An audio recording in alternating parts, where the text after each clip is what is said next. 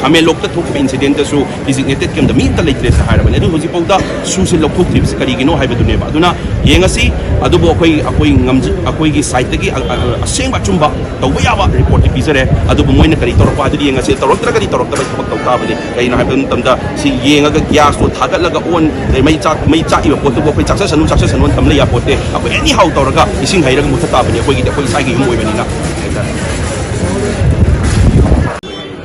home secretary Ajay Kumar Bhalla नजरुरे सेना अखोई मणिपुर हुजिक थोइबा था तरा फजलक्तुरबा इरांसी अचौब रोल अमा लौरिसे सस्पेंशन ऑपरेशन दा लेरिबा कुकी की खुलाई पाइबा कांगू सिंगसिसु अचौब रोल अमा लौरबनी मेन रोल दि मकोइना जि लौरिबनी मिस यूज तौरबनी ग्राउंड रूल फॉलो तौद्रबनी डिजिग्नेटेड केम त लेत्रबनी स्टेट गवर्नमेंट सु खांगबनी सेक्यूरिटी एडवाइजर मसाना सु इंगोंदा हाई ग्रबनी अदु तारगदी हौजि पौदा मिस यूज वन तौरगा लेरिबा एग्रीमेंट सस्पेंशन ऑपरेशन दा लेरिबा कुकी खुलाई पाइबा सिंगसि का तौनरिबा एग्रीमेंट से हौजि पोलो थोक्तिबस करिगिनो हाइबसे मंगोंदा इना डायरेक्ट हंजरमे मसामा उनजरगा अदु मतुंगा मु चाही यांखै तरे ममांगदा पास तौगिबा एक मणिपुर हिल areas acquisition of the chip rights act 1967 से पास तौगिबा तारगा सु मणिपुर द मपुंग फाना चनदिब से करिगिनो हाइ मतमदा सु साइन तौनरिबा सिदि कुकी खुलाई पाइबा कांगु कुन मंगा ने अदुगी मथक्ता निफु मंगा की मथक्ता लेबा कुकी खुलाई पाइबा कांगु मैम सिदि कुकी गी दिंथौ सिंसिना तौनिंग कुसी तौरे हार कांदा मपांदे कुचलकपा एग्रेशन दुगा यावना मोइगा मानरगा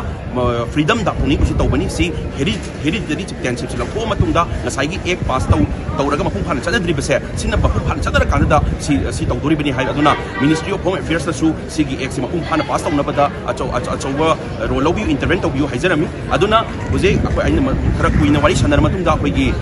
होम सेक्रेटरी दा आइना वहांग मैम सिमा मसामा आइना पीबा जेरोल रिपोर्ट हाइदी सु कुकी मिलिटेंट सिंसिना दगी लेरिबा मिलिट कुकी एक्सटर्नल एग्रेशन लेरिबा पाने चंजलक मैम सिना अखोयगी चमचम प्रजा मैम मा नहा मैम मा तमचिना हाको पीबा अदैदी थातरा से हाइदी मसिंग थिंगमदना नुमाइतबा थौदोक याम थोखरबनी सिगी रिपोर्ट मैम हाइजमा मतमदा महाकना याम कन्ना सिनैनरी अदो अहेनबदी आइना सु हाय अदो अहेनबबुदी होय अखोयना ngasi लाइसे तसेंगना हारगदी अखोय मणिपुर कंसी इंडिया कंसेन लाक्सबने हाइबदी इंडिया कनबा हाइबसे मणिपुर कनबदुने अदुना मणिपुर दा चंगाई बकुकी टेररिस्ट चंगक हाइबसे इंडिया दा चंगक पका चप मानरबनी असिदा खेनबसे करिनो अदुना अखोय खांग गमक्तदुना अखोय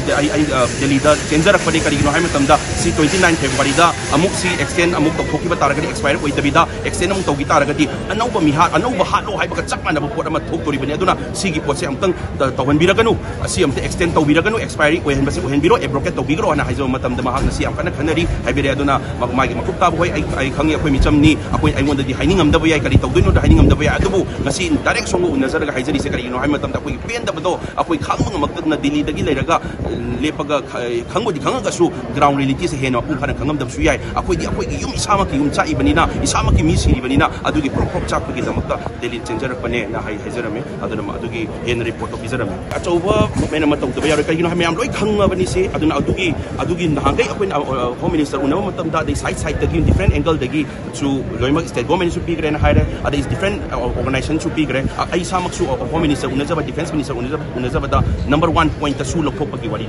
हमजरी से अदुदी हौजिक सु कुकी मिलिटेंट सिंसिना अचौबा रोल अमा हंदकी मणिपुर थुगाइना होनबदा इरै चामुथना होनबदा अचौबा रोल लौरे हाइसे खंगबनी अदुदी हौजिक पौदक कुलदीप सेक्यूरिटी एडवाइजर मसाग उनबदसु मोरेदा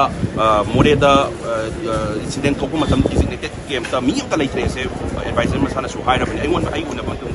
हाइरबनी